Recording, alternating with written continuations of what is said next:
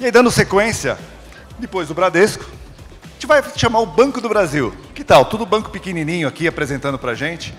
A ideia é realmente estar mostrando como que se faz a governança aí de plataformas escaláveis. Enfim, vou chamar o Welton aqui no palco, por favor. Obrigado, Welton. Oi. Obrigado, Welton. Boa tarde. Boa sorte. Obrigado, boa tarde. Boa tarde, pessoal. Eu sou o Welton. Obrigado, palmas. Estou tendo a honra de representar aqui o Banco do Brasil e vou falar um pouco sobre a nossa jornada na gestão de plataformas. Opa, peraí que eu apanhei aqui. Na gestão de plataformas e os desafios da gente fazer isso de forma escalável e eficiente.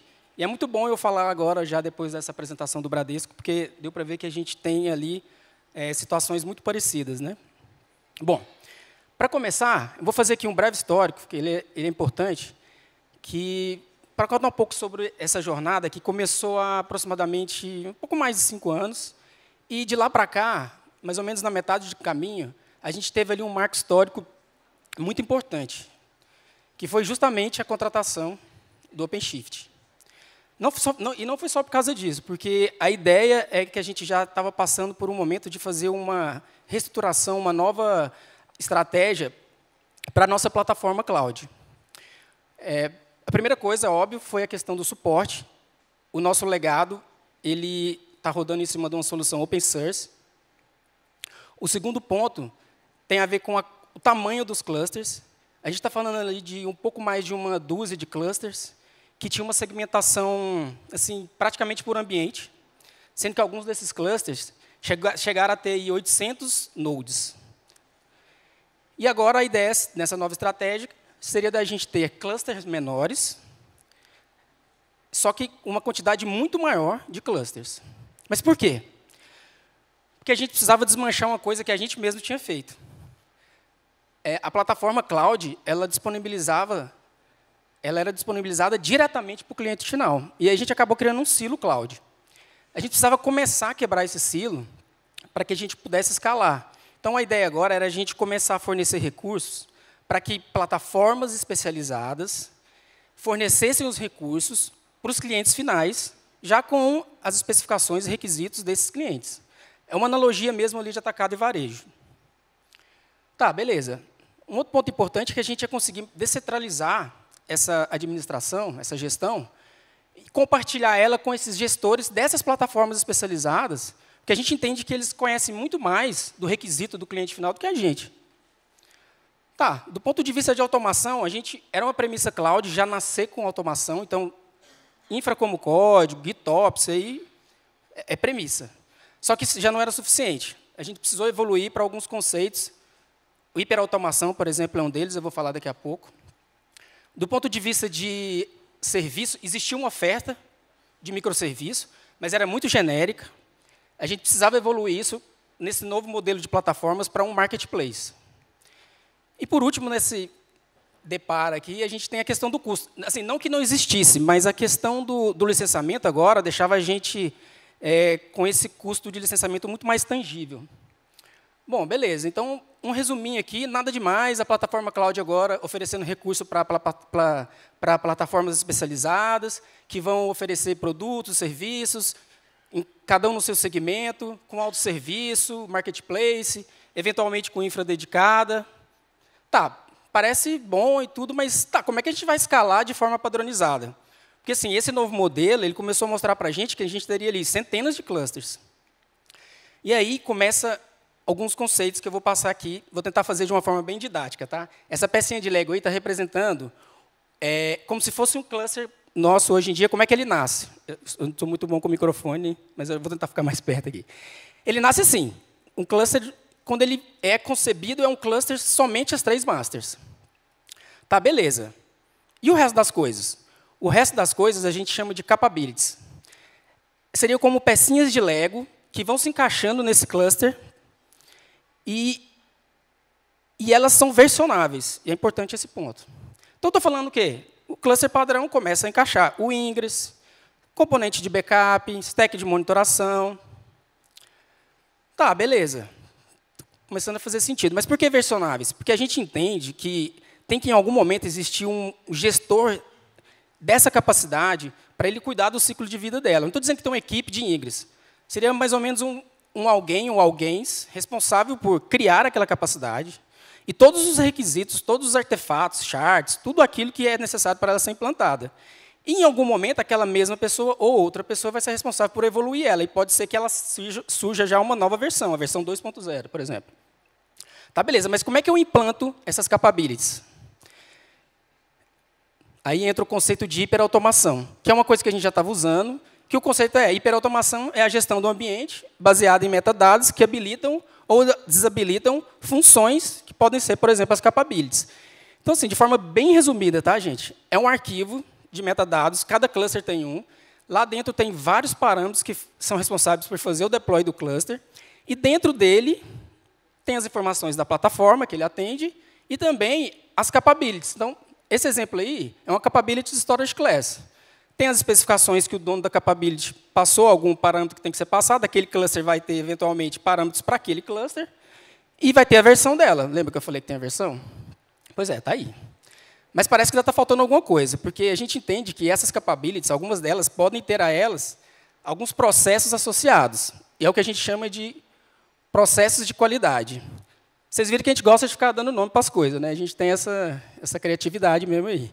E aí a gente tem, então, assim, processos de qualidade, eles são transversais. E eles permeiam aquelas capabilities que nascem e necessitam que eles estejam presentes. Então, para dar um exemplo prático de novo, uma capability que tem infra dedicada, por exemplo, nodes de workload para atender alguma coisa, obrigatoriamente, quando ela nascer, ela vai estar associada a pelo menos o processo ali de FinOps e o ALO. O processo ALO que eu vou explicar daqui a pouco. Então, assim, se eu pudesse resumir essa parte de ser escalável, eu diria que capabilities mais hiperautomação, mais processo de qualidade, é o que faz o nosso ambiente, a nossa gestão do ambiente escalável. Beleza, né? Mas eu falei que ela é escalável e eficiente. E como é que a gente faz ela ser eficiente? Alguns desses processos nos ajudam nisso. O de FinOps, obviamente, e o outro é o processo ALO. O ALO vem de alocação. Tá? Basicamente, é um processo que auxilia a gente na gestão de capacidade e eficiência em todas as dimensões, que, no caso, são só duas dimensões, né? Que é a de infra e de aplicação. A de aplicação é aquela dimensão que está mais diretamente ligada ao desenvolvedor, ou seja, é o parâmetro que ele colocou no request dele versus a utilização real daquela aplicação. Ela dá para a gente um índice que a gente chama de eficiência, ou FI. E a dimensão de infra já tem mais a ver com aquela fatia de infraestrutura que a plataforma recebeu quando ela foi implementada e, de acordo com aquela definição que eu falei lá no primeiro slide, ela é corresponsável pela gestão dessa infra. Beleza. E o que é essa infra? É a soma dos recursos daquela fatia de infra. CPU, memória, versus a alocação das aplicações que rodam naquela fatia. Isso aí dá para a gente o índice que a gente chama de alocação. Tá, e as ferramentas? Para a fatia de infra, cara, é o básico que funciona. Stack Prometheus Grafana nos clusters, como eu disse, é um processo de qualidade, já vai nascer junto, o cara nem tem que se preocupar com isso.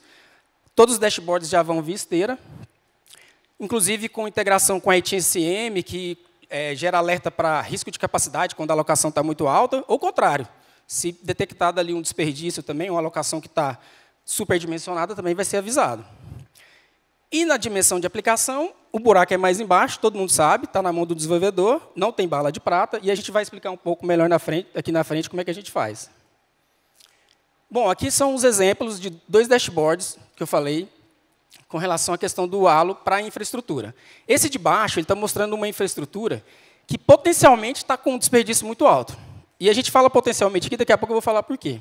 Ali está mostrando essa primeira ali, que está com a setinha vermelha, tem 51 nodes, CPU por nodes, qual é a quantidade de recurso alocável. O dono da infra ele tem essa informação. Eventualmente, ele até recebeu um alerta lá via ITSM falando isso para ele. Perceba que ele está com quase 97% de recurso ali, que ele podia desalocar. Inclusive, o dashboard fala para ele, ó, se você tirar essa quantidade de nodes, dá até um valor ali que é estimado, né, só para ter um efeito mais didático, que ele pode desalocar. Já ali no dashboard de cima, é uma situação inversa, que aí é mais perigosa, que é quando a alocação começa a ficar muito próximo do topo. E aí, o que acontece? O famoso pod pend, né? Não vai subir a aplicação porque não vai ter recurso naquela fatia de infra. E, eventualmente, pode até ter disponibilidade, porque, veja bem, se começar a ter rollout, algum node sai, vai restartar, vai ter disponibilidade, então é crítico. E aí, nesse caso, ele recebe também o alerta quando bate um threshold de 85%. E aí ele vai falar, não, então vamos colocar node porque está faltando recurso. Veja bem, não necessariamente. Se a gente olhar aqui nesse cantinho de cá, a gente tem o EFI, que é aquela eficiência das aplicações. Perceba que a eficiência para essa fatia de serviço aqui de baixo está em 9%. O que isso quer dizer?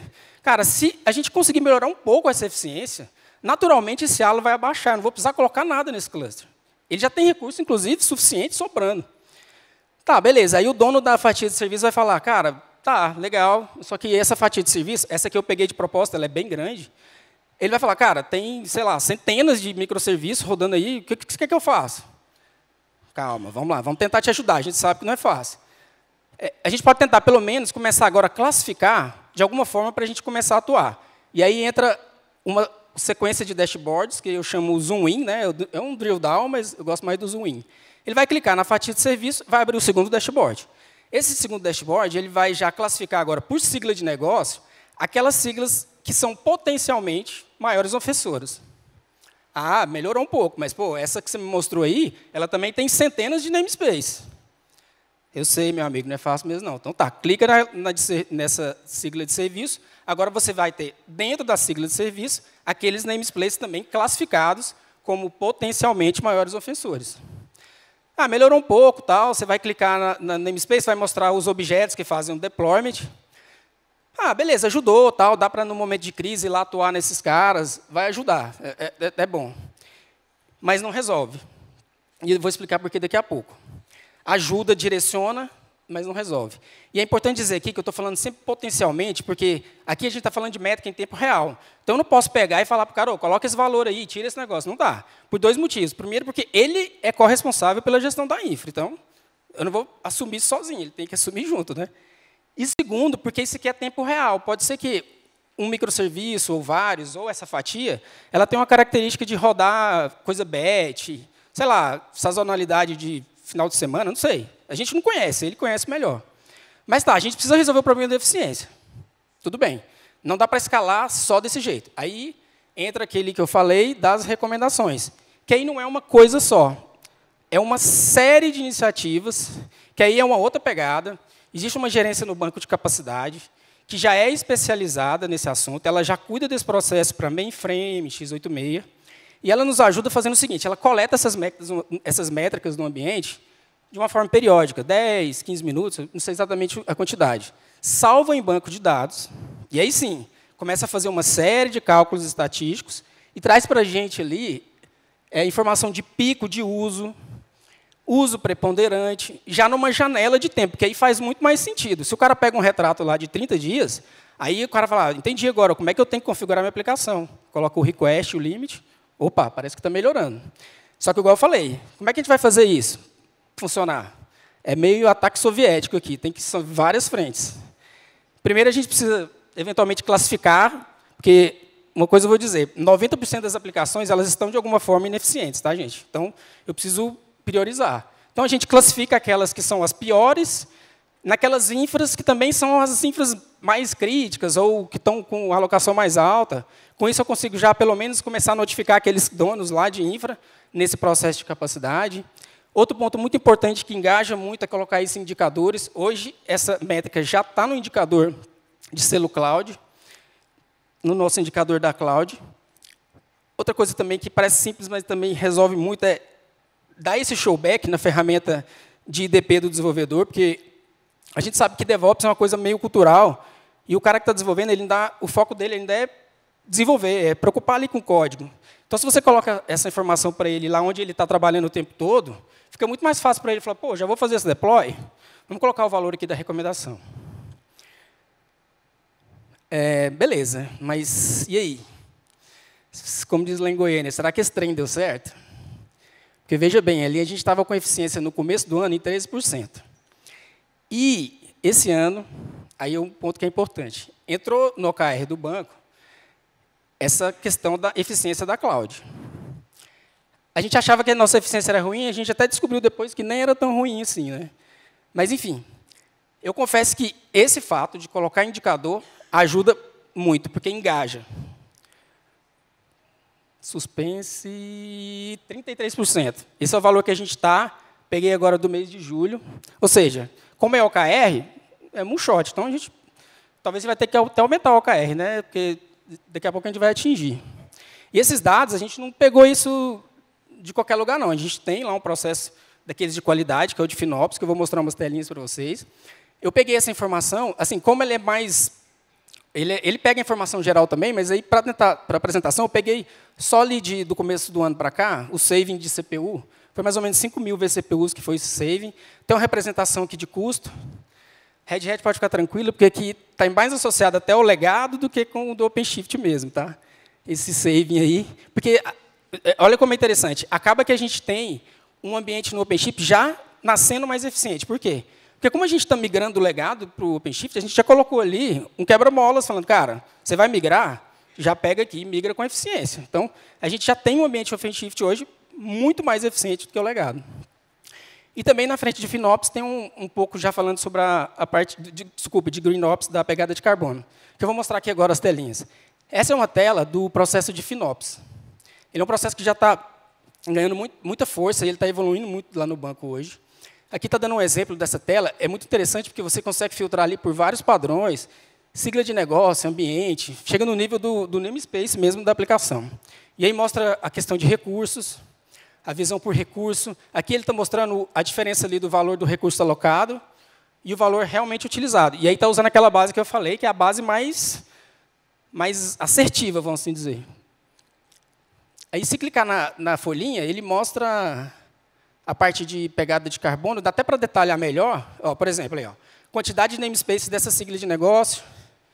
Esse aí vai ter que plantar muita árvore para neutralizar, 98 árvores, emissão de CO2 por CPU, é bem completo, esse processo está ganhando muita força, como eu falei. Enfim, aí é o que eu falei, são várias frentes para ajudar nessa questão da eficiência.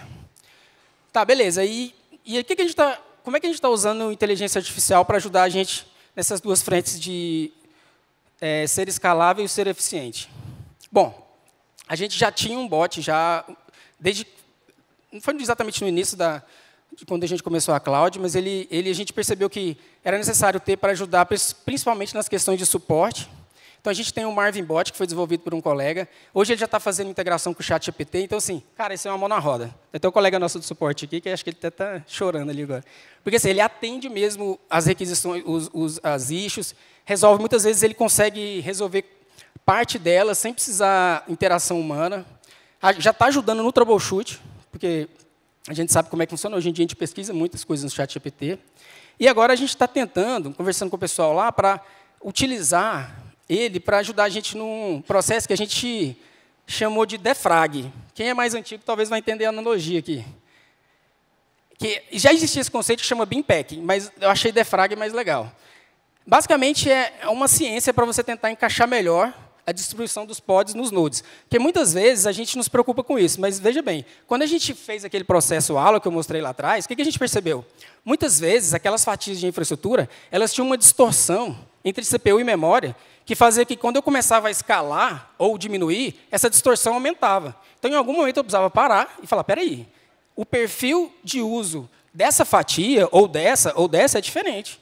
Eu preciso colocar mais CPU ou mais memória. Não é à toa que, quando você vai numa cloud pública, você tem trocentos milhões de flavor lá. Então, a gente percebeu que é isso, não tem. A gente conversou com a Red Hat. Tem algum problema de eu fazer isso aqui com 10 vezes mais memória que o CPU? Não tem nada escrito. Tá. O que eu preciso observar? Se a aplicação está rodando e a máquina está tranquila. Então, toda a monitoração em cima disso, que a gente tem juízo, né, verifica se está tudo certo e vai implementando. E a ideia agora, para a gente não ficar fazendo esse trabalho manual, é usar o Marvin Bot para ajudar a gente nisso. Bom, para concluir, isso aqui é um pouco dos nossos números, tá?